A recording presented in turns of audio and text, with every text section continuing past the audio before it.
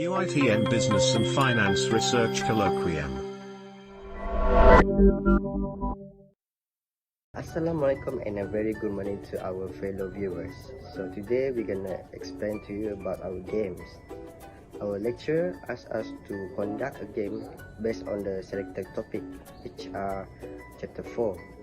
So before we proceed, I'm gonna introduce you our group members. So let's go.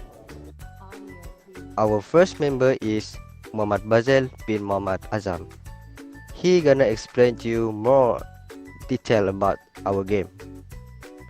The second member is Shafiqa binti Halimi. And I'm Muhammad Zaffarin Syah bin Muhammad Masri, gonna explain to you about conclusion.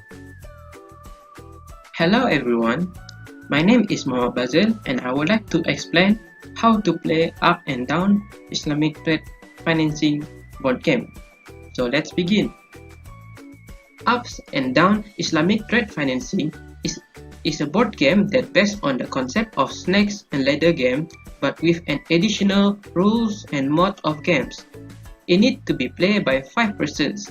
4 persons will become a player and 1 person become a judge. There are few items that included in this game. That is ups and down board, 4 game counter, pair of dice and 15 question card. Before start the game, each player need to roll the dice. The player who throw the highest number will be number 1 to have the first turn, followed by the second highest and so on. Next, the player movement. Player move their piece from left to right, starting at 1 after the number on the board, then from right to left on the next row and repeat. If a player roll 4 dice, then the player have to move 4 places in their pieces. The down snake. So if the player land on the top of the snake, they have to select the random shuffle card and answer the question on the card.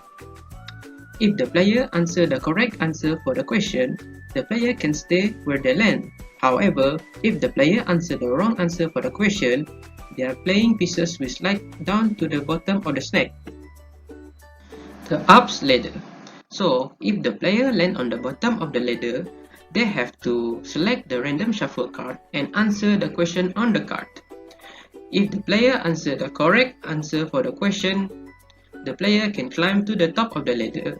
If the player answer the wrong answer for the question, the player cannot use the ladder anymore and stay where the player piece land. So, last, how to win this game. The game is won by the first player who reach the highest space on the board, which is 100. The player will have to roll the same amount to get to the last space in order to win. If the player roll higher number than the required to land on exact 100, their pieces does not move and stay there until they can roll again in their next turn. That's all from me. Thank you. In conclusion, ups and down Islamic trade financing board game can be one of learning tools in teaching and learning, especially for students who take Islamic Financial Field 546 UiTM. This board game can help the students to understand the topic of Islamic financing trade in the chapter 4. The game itself will give a lot of impacts on the student had problem understanding the concept of Islamic trade financing instrument and practice. Based on the feedbacks, we can conclude that the board game is easy and fun to play by the students.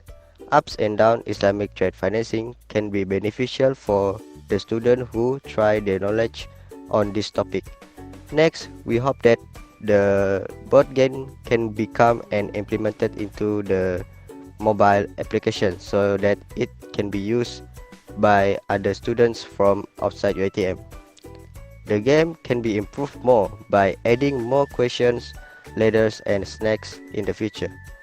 We also agree that variation of teaching methods such as through board game should be applied in the lessons. Lastly, this board game can help the teacher and student in teaching and learning for the topic Islamic trade financing in chapter 4. That's all for me. Thank you.